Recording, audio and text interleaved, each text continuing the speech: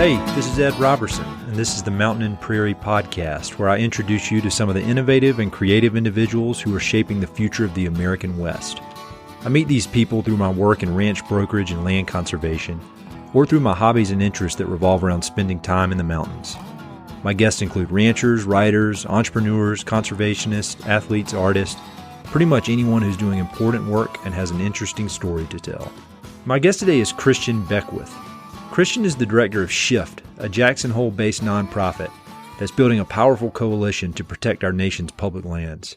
By bringing together climbers, skiers, hunters, anglers, land managers, and countless other stakeholders, Shift is finding common ground and harnessing these groups' collective power to ensure that public lands, which are our birthright as Americans, remain safe during this tenuous time in political history. After a distinguished career in the publishing world, which included editing the American Alpine Journal and co-founding Alpinist magazine, Christian experienced a profound change in priorities when one of his close friends was killed by an avalanche in the Teton backcountry. At that point, Christian decided to focus his resources and energy exclusively on work that makes a meaningful difference in the world. From there, he founded the Center for Jackson Hole, Shift, and most recently, the Emerging Leaders Program, which brings together a diverse group of early career leaders in conservation. Christian's career is inspiring in many ways, but I especially admire his willingness to set audacious goals, put himself on the line, and not wait around for permission to make things happen. We dig into all these topics in our hour-long conversation, and he shares some interesting insights into his career and the future of land conservation. We also discuss Christian's early childhood experiences that led him to a career focused on adventure in the outdoors, and he talks about his relationship with Yvon Chouinard and how Chouinard has influenced him both personally and professionally. We chat about Christian's favorite books, documentaries, and also how fatherhood has focused his thinking on the importance of land conservation for future generations. There's a full list of topics we discussed in the episode notes, so be sure to check those out. Given the current fight surrounding our public lands, this is a timely and powerful episode. I hope this conversation spurs you to continue educating yourself on threats to our public lands and to also take appropriate action to protect them. Hope you enjoy.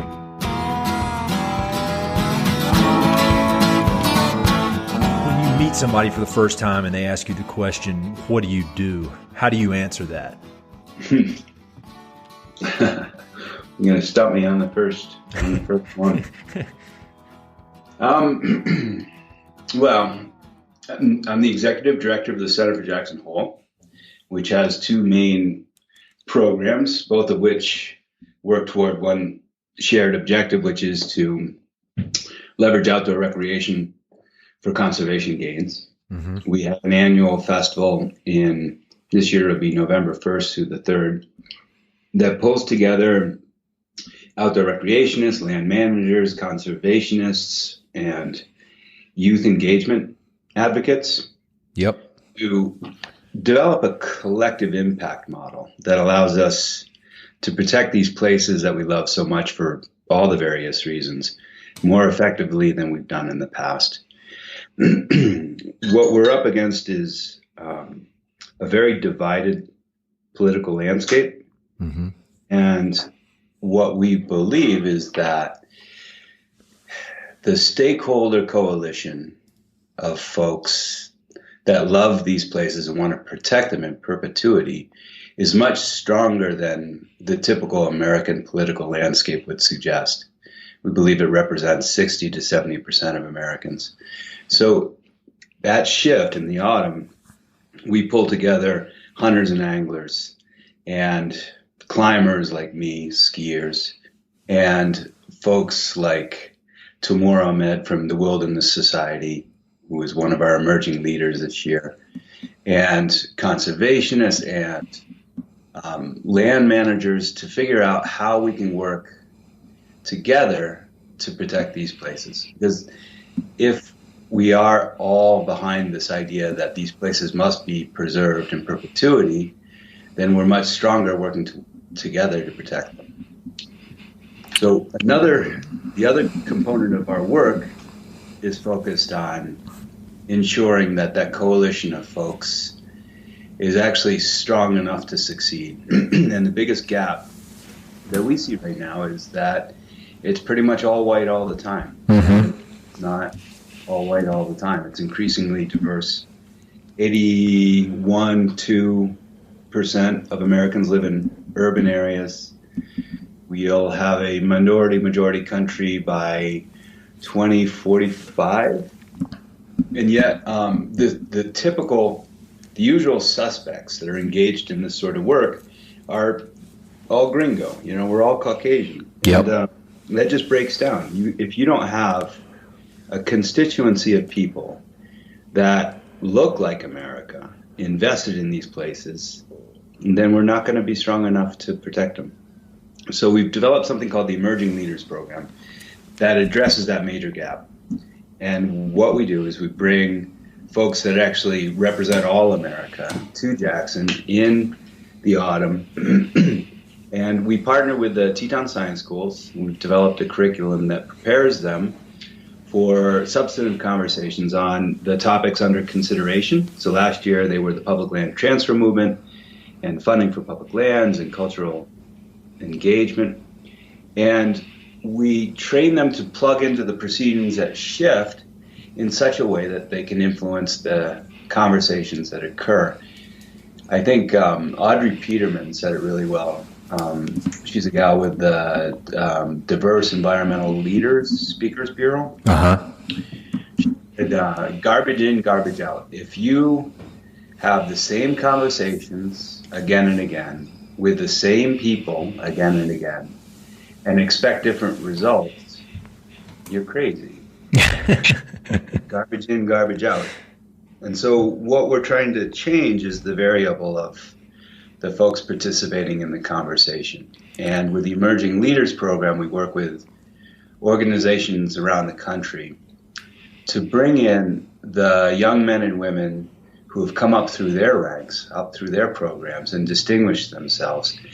We take those folks that they nominate, and then we put them through our evaluation process. And the end result is a concise, focused cohort of young men and women from around America who are white and black and Latino and Native American and from urban areas and from the East and from the Southwest and everywhere in between.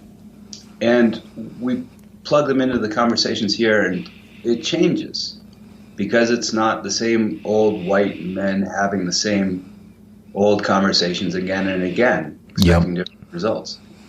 So those are the two main programs that we do with the Center for Jackson Hole.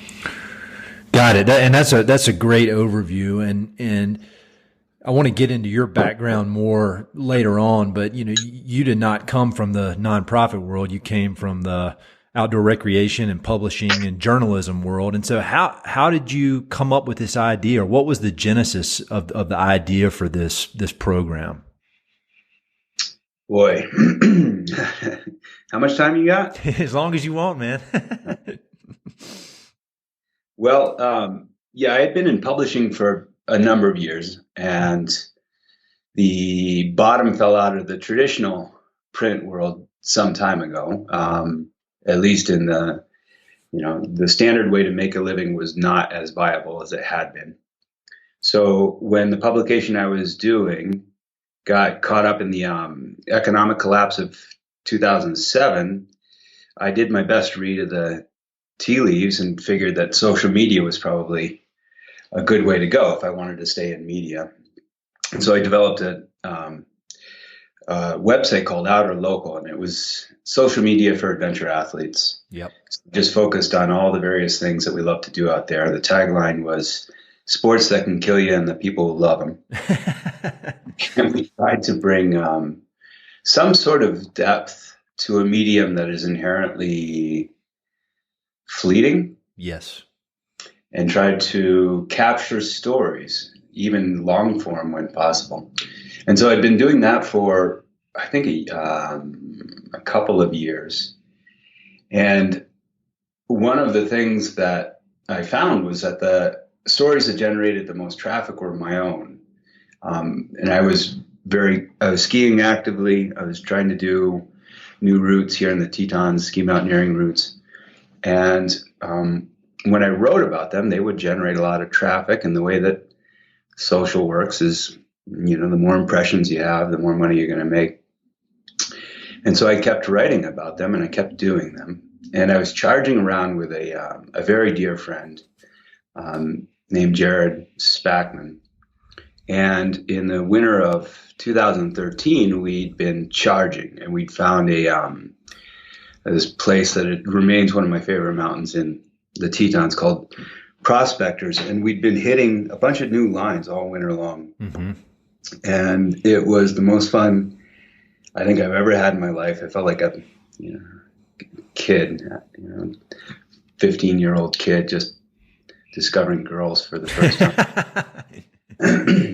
And I was writing a lot about it as well. And, there was a feedback loop there where I'd write about it, we'd get a lot more impressions. And so it was self-perpetuating to a degree. Sure. And March 1st, 2013, we embarked on this one line that had caught our attention. It was audacious and crazy and scary and all these other things. And we were going to try to ski it. And we did something that we've never done before, which is go up a couloir called the Apocalypse. And nobody in their right minds goes up the Apocalypse. I'd actually written about it the preceding week because we'd been poking around there a lot. And it's a long story, but I have since come to believe that Jared invited me into that day and that particular couloir for a reason. And we got about 1,500 feet up, and he said to me something like, "It's so pretty." And I just remember looking around, and there was an ocean of clouds at the valley floor, and Sleeping Indian was poking out from across the valley, and it was gorgeous. And he was taking it all in, and I took it all in, and then put my head back down and started climbing again. And about 5 minutes later, I heard him say, I don't know what he said, "Here it comes," or "Here comes one." And I looked up, and about 150 feet above me, there was a wall of snow about 50 feet wide and probably about, 5 to 7 inches tall. Wow. That was coming down at us. And so we were in the bed surface. The couloir is steep enough that it self-regulates. And I crabbed left as fast as I could. And I'm bad at math, so my wife helped me with the math. If it was 150 feet above us and it was moving at 50 miles an hour, I had 1.879 seconds to get out of the way. So I think I got like 3 or 4 steps. And just as I got up out of the bed surface onto the shoulder and a step or two to the left of that. And then what you do when you get hit by spindrift avalanches is you just hunker down. You stick your head in and hold on tight. As I was doing that, I looked over to my right, and Jared was still in the bed surface, and he had a snowboard on. Mm-hmm. And I had just a split second of seeing him, and the snow was almost completely covering him. His back, I could see his back, I could see the snowboard. And then I just put my tools in, hunkered down, and it hit us for however long, 3 or 5 seconds or something. And it stopped, and I looked up, and it was over, and I looked to the right where Jared had been, and he was gone. And so long story short, I figured it took me about 10 minutes to transition and ski the couloir. We were above the crux, and get down to where he was.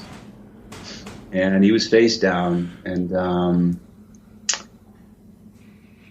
I tried CPR for a bit, and it didn't work. And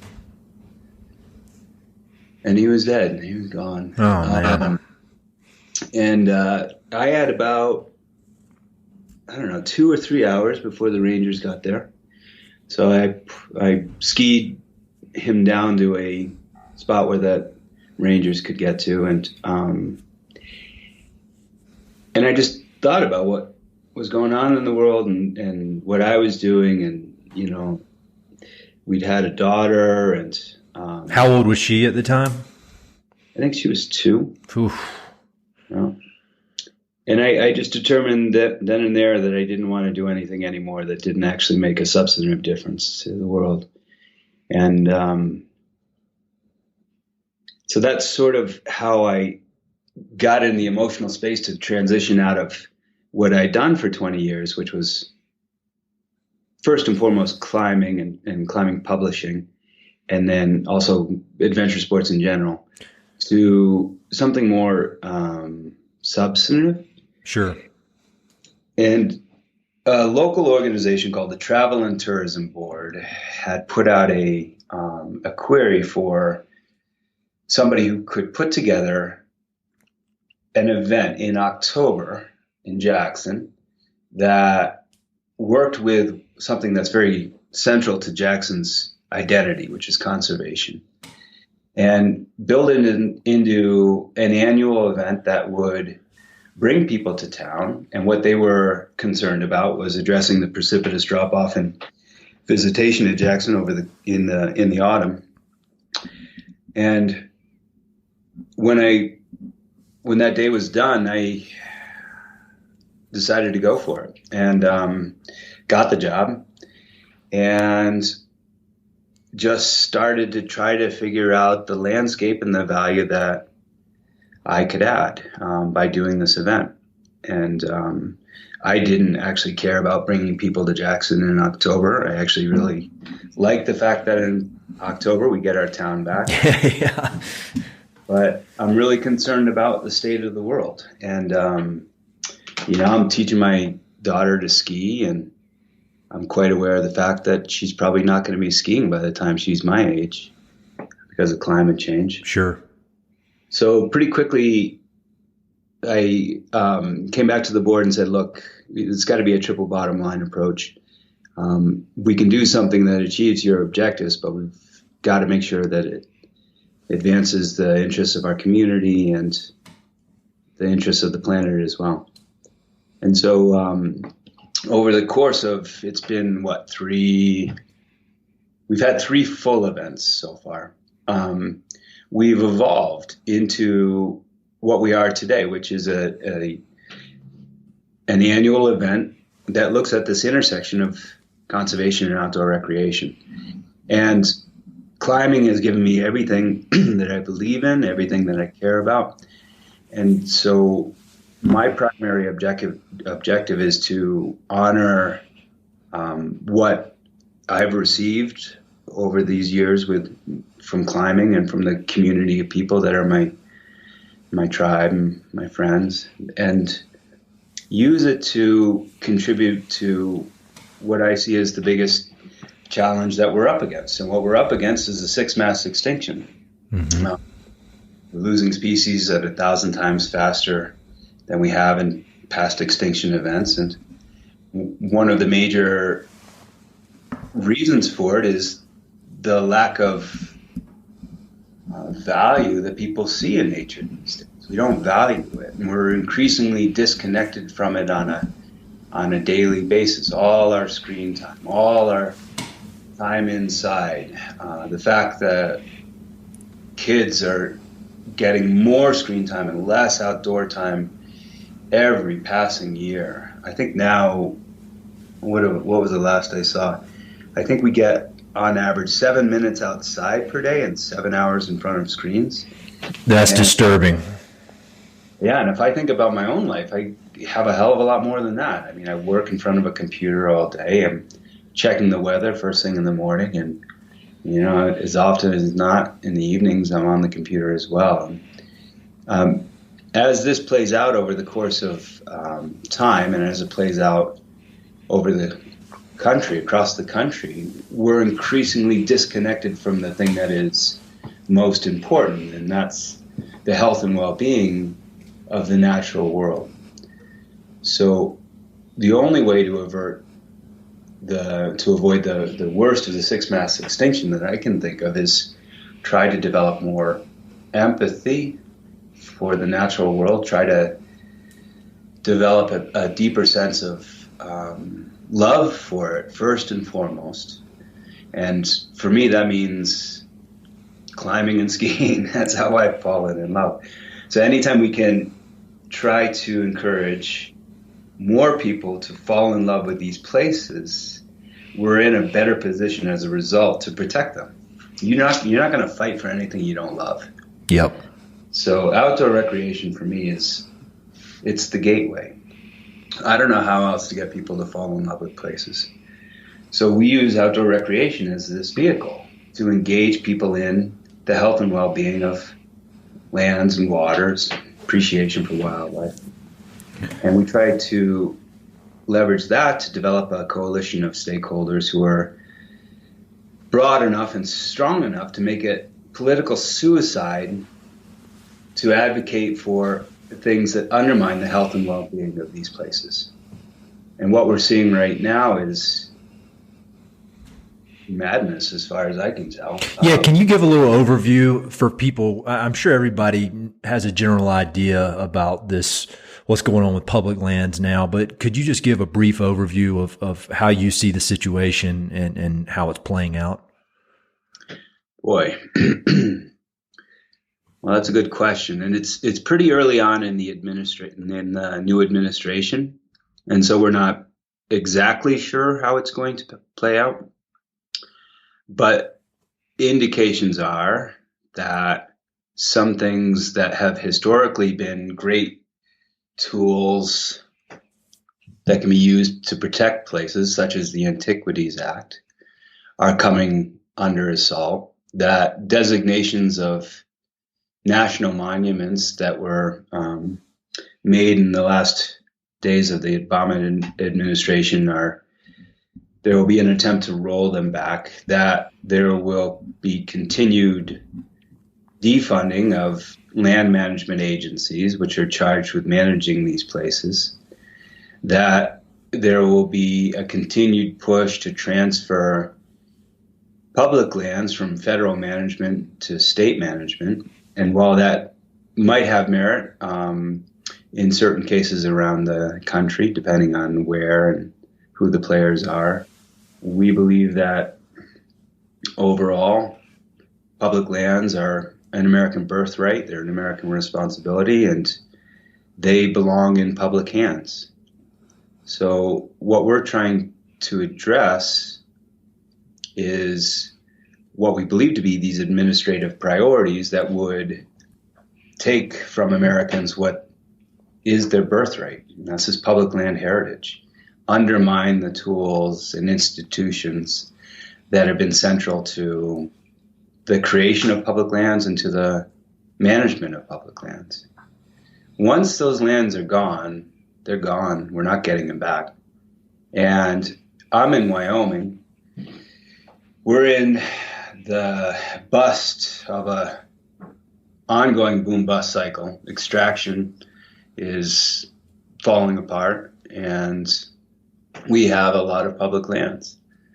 We're looking for economic engines in the state that are different than what we've used in the past. And maybe if you're a legislator out of Gillette and you're looking at public lands and you're watching economic shortfall, why wouldn't you try to sell it to a developer who might be able to get, we might be able to squeeze a few $1 million out of it short term. Yep. But that's a one-off, and you're never going to get it back. And what we believe is these lands, particularly in this day and age when the sixth mass extinction is unfolding before our eyes, these are the cornerstones of our planet. And I don't know how to get off this planet and find another one that has what this place has. I actually really like what this place has. I love my mountains. I love skiing. I love the wild lands of Wyoming. I love traveling around the world and going into different places and experiencing just this gorgeous abundance of nature wherever I can find it. And to see it under assault, to see it being so adversely affected in such a compressed period of time, it's traumatic. And I weep for my daughter because I know that she will not have the abundance that we have today. How much did your perspective on conservation change when she was born? Was that just a very, very abrupt and seismic shift for you, or was it just kind of more of the same? You've always had that mindset. I think I've always had it to a degree, but having a kid certainly puts a spotlight on the fragility of this balance between man and land. Mm-hmm. When I was doing Alpinist, I started a climbing publication in 2001 called Alpinist, and we documented the climbs from around the world. One of the best publications of any kind ever, in my opinion. Thank you. You want me to write the check directly to you? We'll work that out when we stop recording. I always used to advocate for responsibility. We always have to take care of the places that we love. And as climbers, we love, our crags, our wildlands, our mountains. And so I'd always advocated for that stewardship. But I think when Soleil was born, just the knowledge that she'll inherit something that's so less robust than what I enjoy today. That scares me. I mean, she's the person I care most about in this world. Mm-hmm. And just watching the world degrade in front of our eyes and recognizing that I'm part and parcel of it. I mean, I've got this lifestyle I live in Jackson, Wyoming, not exactly a easy place to live in the wintertime, for example. And it's remote. You got to drive to get here. You have to import a lot of food. I mean, there's a huge carbon footprint. So I'm part of the problem too. Trying to reconcile the reality of American life. I'm probably not going to be able to change it too much with the realities of what I can change. That's an ongoing exercise, and she's my motivation. Yeah. When we were talking the other day, I mentioned I've got a 19-month-old, and it's just amazing how it shifts your perspective or maybe concentrates it more.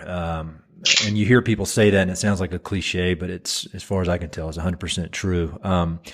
One other question I had for you about this is you seem to be very focused on solutions and collaboration. And do you see any, I wouldn't say easy, but kind of obvious ways that outdoor recreation could collaborate with, say, oil and gas or with some group that doesn't really seem like their interests are aligned with recreation, but eventually I think they're going to have to collaborate in some way or work together in some way. What are your thoughts on that and any potential solutions you see for those groups to work together? Well, I haven't cracked that nut yet. Yeah, I don't think anybody has, but that's a tough one. Mm-hmm. Where we've been focusing for now is low-hanging fruit, and this challenge to our public lands has created enormous opportunities for my side of the fence of outdoor recreation to work in collaboration with hunters and anglers, for example, who historically have been arguably the country's strongest conservationists, who contribute $750 million a year each year in license fees and taxes for conservation work around the country, and who are the strongest proponents of our public lands. Working with them is natural, and yet historically it hasn't happened. And if we're going to build a coalition that is diverse and representative of all Americans and cuts across party lines, then hunting and angling is it's a slam dunk. They're natural allies. We both care about the same things. So that's where we've been focusing over the course of the last couple of years. how do we work more closely with communities like the hunting and angling communities, when historically they haven't exactly been walking arm in arm with, for example, the Sierra Club. Mm-hmm.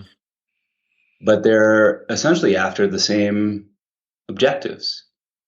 And if we can put aside differences, focus on common objectives, can we create a coalition strong enough to succeed? That's where we've been focusing recently. Perhaps we'll get to hunting and or to oil and gas at some point down the road, but we haven't quite got there yet. Yeah, well, I think that's a very, very wise strategy you've taken, because I've thought that for years. I've thought, there's this huge overlap between recreation, say, climbing, mountain biking, hiking, and then the hunting and angling. But for some reason, those groups seem to have been at odds. And so that's one of the things that I find so attractive about what you're doing is you're focusing on the overlap between the two groups versus the differences. And it sounds like you've had some great success and you got good momentum with it. So I think that's great. One question I've been asking everybody that I've interviewed is if you had to define the word conservation, because it means a lot of different things to different people. But if you had to just define it, how would you define that word? Well, I just go with Aldo Leopold's definition from The Land Ethic, 1936, and it's a balanced relationship between man and land. Yeah, you can't beat that. That's pretty concise. Sure. Do you have any conservation mentors or heroes, people either that are around now or people you've read about from history that have influenced your thinking on conservation that other people could check out and learn more about? Well, my my hero is Yvon Chouinard. That's what I was just thinking when you were talking about the footprint that you have, and that it's, you're, as an American, you're using a lot of resources, and it sounded very similar to what I've heard Chouinard say, and I love that guy. Why do you like him so much? Well, number one, he picked up the phone in 1994 when I called. Really? And I just moved to Jackson, and I had opened up the phone book and found his name and dialed him up, and he answered. And I wanted to start a climbing club in Jackson in the Tetons, I started climbing over in Wales, and they have a very strong climbing community, very strong climbing tradition. I moved to Jackson, and here are the Tetons, which are the baddest ass mountains that I'd ever seen in my life. It blew my mind. And I knew there were all these guides and photographers and artists and these characters, and yet there was no real community center. And so I started something called the Wayward Mountaineers, and as part of it started a magazine, and it was just getting going with this idea. And I knew about Yvon, and so I called him up and babbled something that a 24-year-old or whatever I was at that time would say to his hero on the phone. And he said, well, come on out for a beer. And so I got in the car and I drove up to his house and met with him. And I told him this idea that I had of starting a magazine. And he said, oh, don't do that. That's way too much work. All you should do is just photocopy a bunch of pages, staple them together, and hand them out to your friends. Otherwise, it's just too much work. And I was absolutely crushed that my hero, who had accomplished so much in life, the clean climbing revolution, founding Patagonia, which had protection of our places as part of its DNA, that this man had told me not to do what I was doing. And so I went home and did it. And, what gave you the confidence to do that? I mean, why do you think you went against what your hero would say? Or even at age 24, what gave you the confidence to give him a call and think that he'd want to talk to you? I think I'm too stupid to know that I can't do things. And I'm too stubborn to give up. Those are the only two real attributes I have: is stupidity and stubbornness. Well, I think they've worked out well for you. I mean, I think I told you when we spoke the other day that I'd kind of followed your career from afar, and one of the things I've admired is that you don't wait for permission, which I think that's a great attribute to have. Some might think so. My wife doesn't always agree. Well, yeah, I mean, I think Yvon Chouinard is a perfect example of just not waiting for permission. He's going to do what he wants to do, and probably go against advice of people who are supposed to be in the know. You know, like their recent thing of backing out of the OR. And giving away all the money on Black Friday. I'm sure he had a lot of bean counters telling him don't do that, and he did it. Yeah, no, he navigates from an internal compass that stays true to what he believes to be the truth, and not many people can say that. And you know, when I finished up with the first issue of the Yodel, I ended up driving it back up to his house, and I think I left it in a little bag on his door. And about 6 months later, H. Adams Carter, who had edited the American Alpine Journal for 36 years and made it the premier climbing publication in the world, dropped dead at the breakfast table. And Yvon threw my name in the hat to edit the journal. And 6 months later, I was the youngest editor in history of that publication. So he's always been very accessible and very supportive. And what I've really admired about him is he's so humble. He's exceptionally well read. He travels around the world and actually takes it in. He's not a tourist. Mm-hmm. And he applies it to the world around him as he sees fit in ways that will help to advance what he knows to be the truth. You know, we all know what we think to be the truth, and not many of us have the courage and conviction of those principles to move forward with what we know to be true. And he's always done that. And, you know, one of the things that I have liked about him is, if you call him a conservationist, it has to be with a recognition that it's entirely of his own making. He didn't go to school for conservation. He hasn't come up through any sort of regimented programs. He's created something entirely on his own, as much as any of us can do that. And that's just been very inspiring. I got to know this fellow named James Wolfenson, who has a house here. He was president of the World Bank for 8 years. Mm-hmm. And I was surprised that he had never met Yvon. So I put together a lunch, and I went over to grab Yvon, and of course he comes rolling up in the 1984 Toyota Corolla wagon that he's been driving since I've known him. Yeah.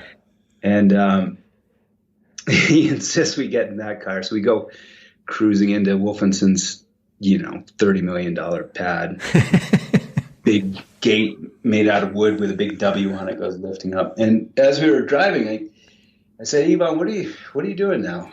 And he said, I've done everything I can with clothing. So food, I want to revolutionize how the world eats.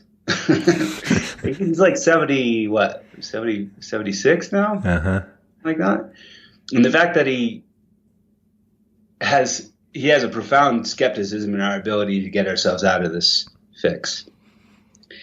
And at the same time, he continues to do everything in his power to help us get out of this fix.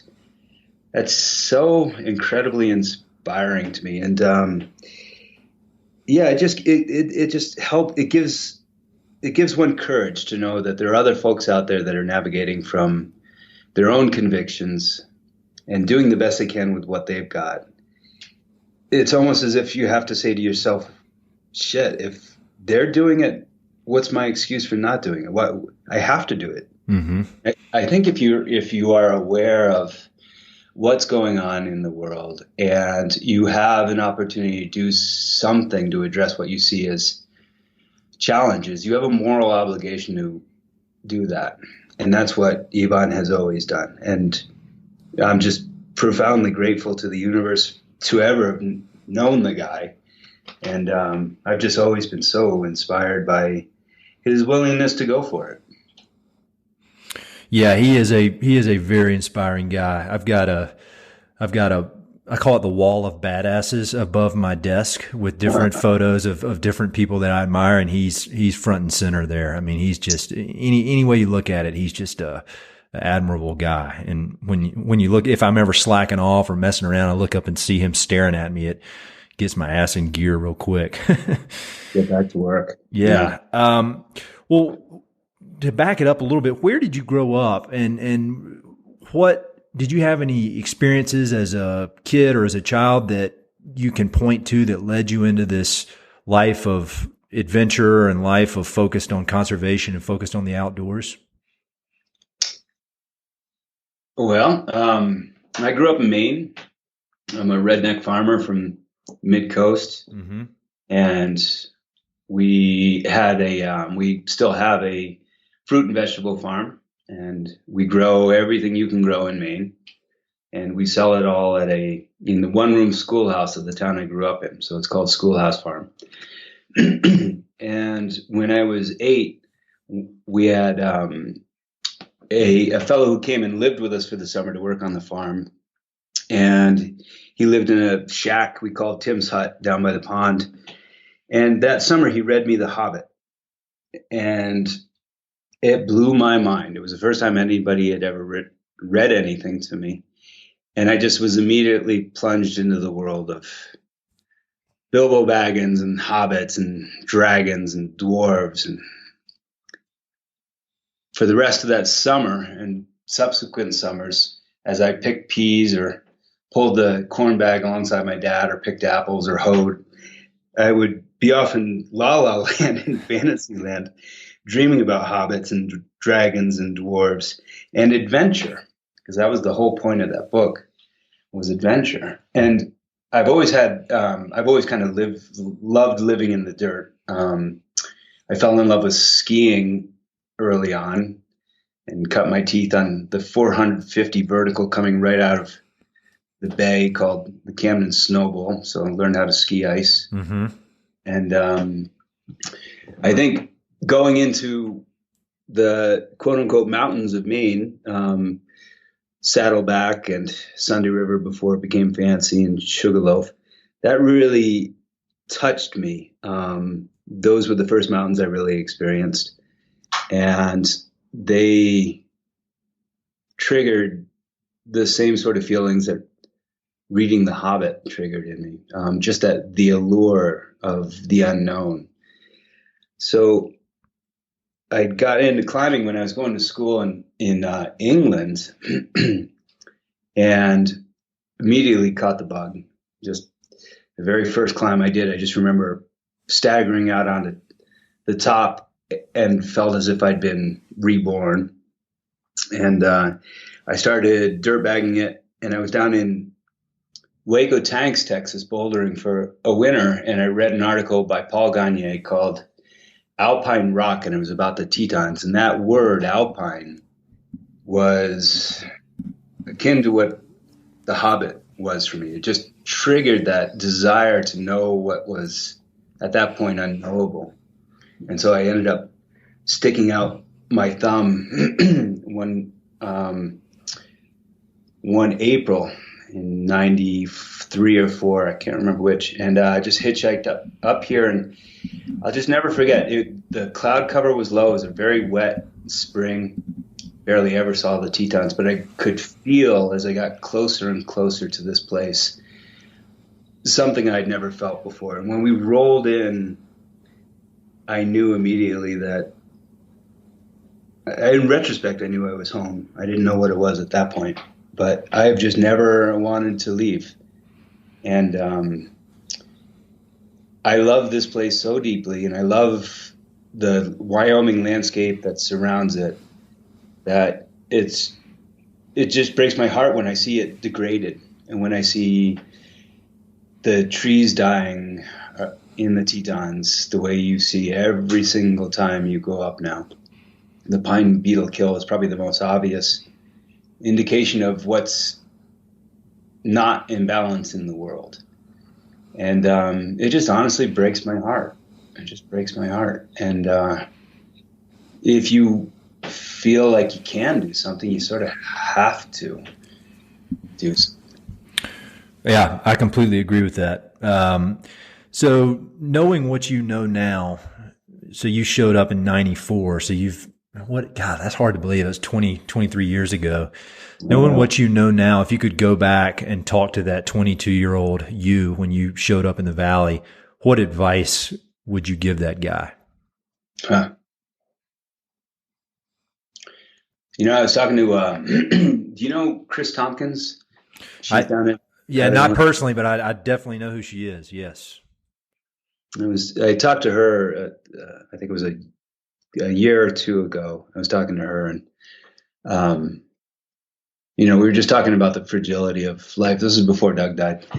And so this is, just for people who don't know, this is the wife of Doug Tompkins, and Doug and Chris Tompkins have done an unbelievable amount of conservation work down in Patagonia, and they founded the North Face. And if you ever want to learn more about it, watch 180 South. It's a great film that shows some of the work they've done. Yeah. And, it's such an honor to even talk to people like that. Sure. But I remember talking to her about what we were up against and knowing the magnitude of what we're up against and what we had to do as a result. And party you looks up sometimes and you're just like, how do you avert the worst of the sixth mass extinction? That's a big lift. Mm-hmm. And I just remember her saying something about, I think I asked her the same question, and she said something about, I tell myself to work harder. Mm-hmm. You just have to, and to go for it. And don't ever be daunted by your own fears or your sense of what's reasonable or where limitations should lie.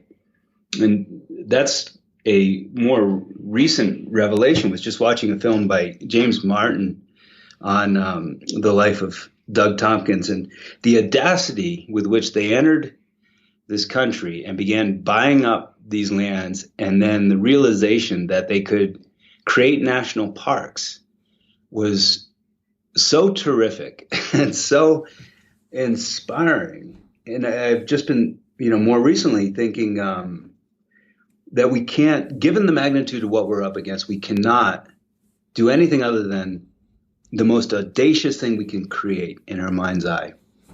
Because if we don't go big on this one, we're screwed. Mm-hmm. We are screwed. And what's the worst that can happen? It's not like climbing. You fail in climbing and you die. We're not going to die trying to do something right. I humiliate myself on a regular basis. I feel like an ass 10 or 15 times a week. But that's it. It's certainly not fun. But I'm not going to die. And what we're up against requires that we go for it. So one thing I've always liked about climbing is you never know exactly what you can pull off until you fall. You never know what you can pull off until you fall. Yep. And that's one point of hope for me is as a species, we don't know exactly what we can pull off until we fail trying, but we've got to fail trying, and we've got to try. We have a moral responsibility to try. That's great advice. You should write that down, and you should write a book first of all. I think. I bet you will at some point. I would guess. Oh boy.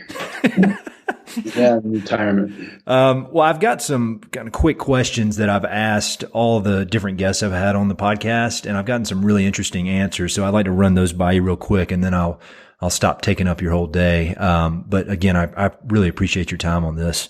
The first question is, do you have any favorite books that you have either recommended to others or just your personal favorites related to the American West, or really any subject? Sometimes a Great Notion. Ken Kesey. A lot of it took place in the American Northwest. That was a pivotal book for me. On the Road, classics of American literature.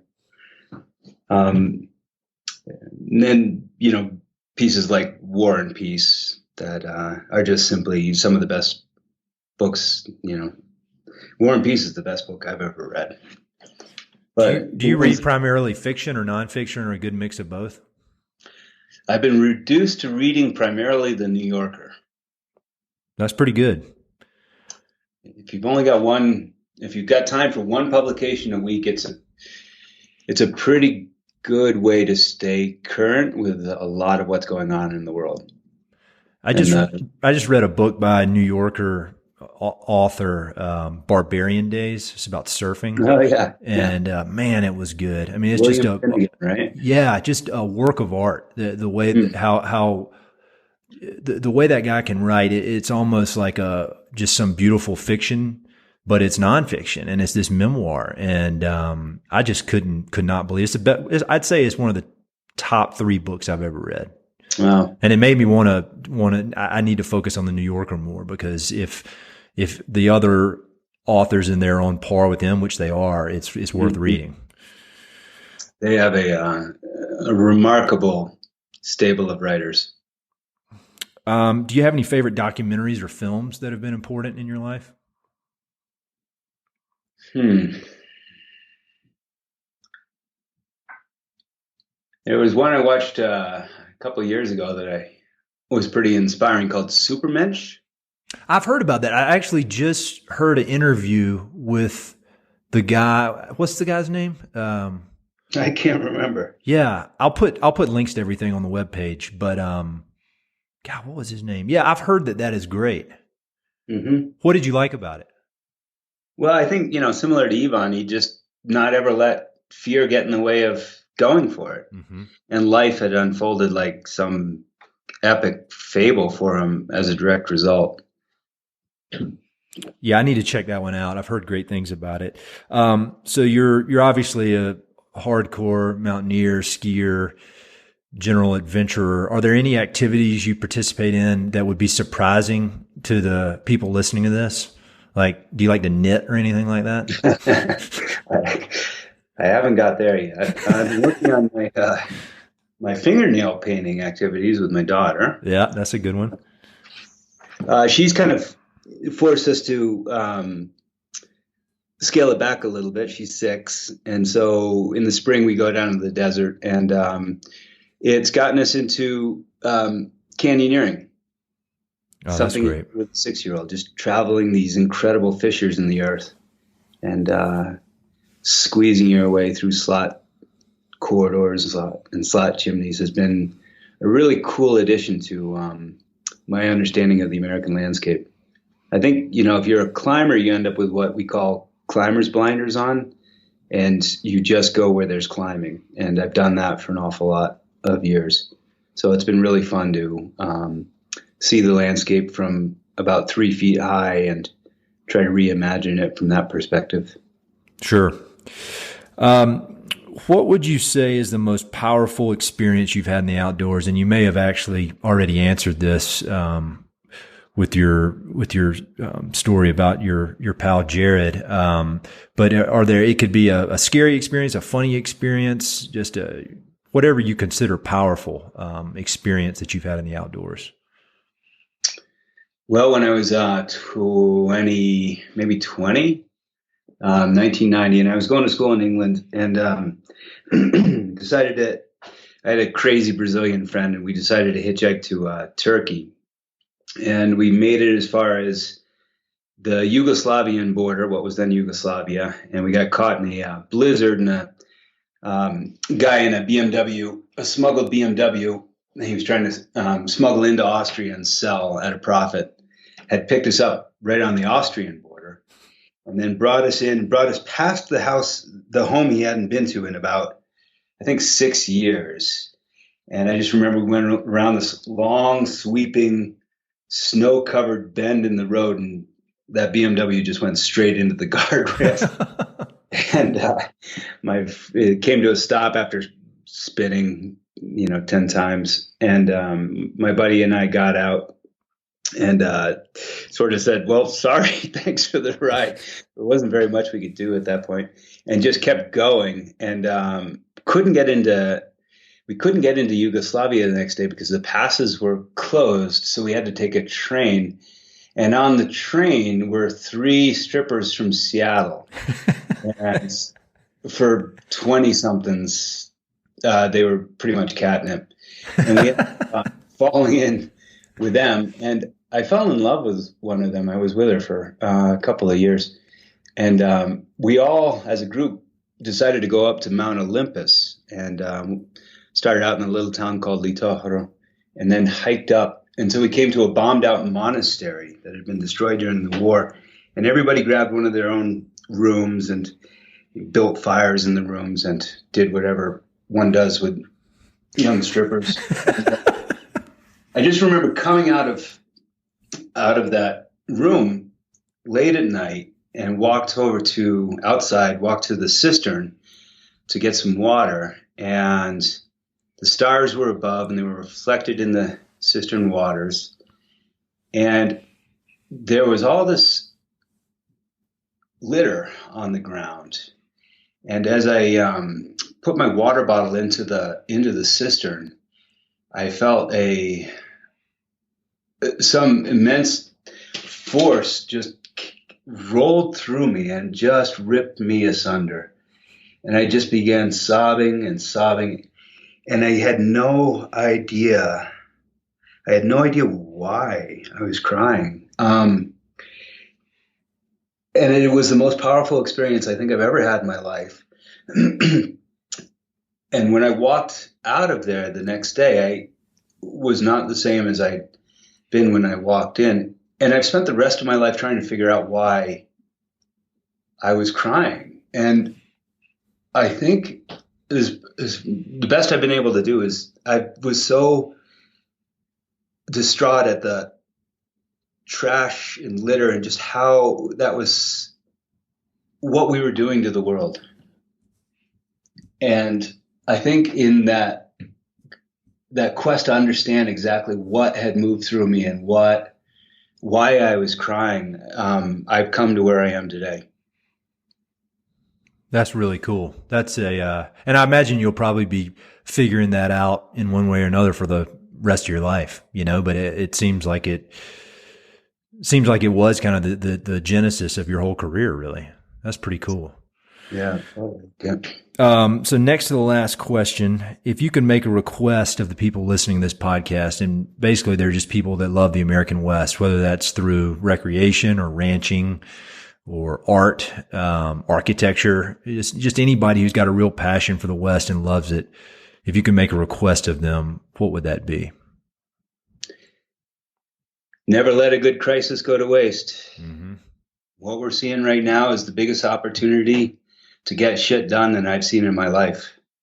And I think we've got an opportunity before us to define what we consider to be sacred and to fight for it. And if we don't, then we're ignoring what is really our moral responsibility as people to this place that we love. At least, I know I love this place and I know that you love it. So get active. We have to now. We have to. And we've never had an opportunity like this in our lives. I agree with all that. So how can people connect with you, learn more about you, learn more about Shift? We can go to our website. It's shiftjh, like Jackson Hole, .org. And that gives a good overview of the work that we're doing. I don't know, how else do you find people these days? I'm sure I'm in the phone book somewhere. All right. Well, that was great, Christian. I really appreciate it. And keep up the good work, man. I really admire what you're doing. Ed, great talking to you. Hey, it's Ed again. Thanks so much for listening to the podcast, and thanks for listening to that particular episode. I hope you enjoyed it. Before you go, I've got 3 quick things. Number 1, if you like the podcast, please do me a huge favor. Either pass it along to a friend who may be interested, share it on your social media, and or go to iTunes and give it a 5-star review. All those things would mean a lot to me, and they would really help to spread the word about the podcast. Number 2, if you've listened to many of these episodes, you know that I love reading and I love talking about books. Every other month, I send out a quick email with a few books that I've recently read and highly recommend. The subjects are varied, but they're pretty much all nonfiction with an emphasis on history, biographies, adventure narratives, and topics related to the American West. There are no sales pitches for ranches, no spam, no other kind of nonsense, just books. So if you'd like to sign up for the list, head to Mountain and Prairie/reading, or just go to Mountain and Prairie and there's a massive tab at the top that says book recommendations. Click on it. There are a ton of good books that I've read. Some of the old email lists are on there. You can go crazy. There are a lot of books. And finally, if you know anyone I should interview for the podcast, please don't hesitate to reach out and let me know. All my contact info is at mountainandprairie.com, and I'm on all the social media stuff, Facebook, Twitter, Instagram, blah, blah, blah. So feel free to reach out. I'd love to have some recommendations and suggestions of interesting people I should meet. All right, that's it. Thanks for listening. Talk to you soon.